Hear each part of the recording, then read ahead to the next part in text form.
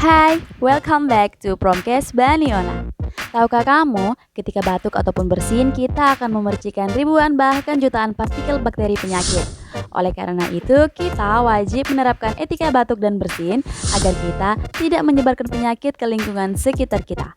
Adapun etika batuk dan bersin yang wajib untuk kita terapkan yaitu: pertama, ketika batuk dan bersin, tutuplah mulut menggunakan tisu atau sebaiknya menggunakan masker ya.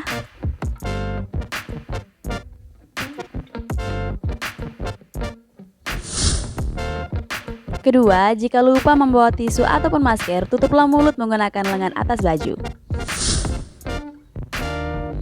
Ketiga, tisu dan masker yang sudah digunakan untuk bersin ataupun batuk jangan lupa dibuang ke tempat sampah. Dan yang terakhir, setelah melakukan etika batuk dan bersin, jangan lupa untuk membersihkan tangan menggunakan sabun dan air mengalir ataupun cairan berbasis alkohol.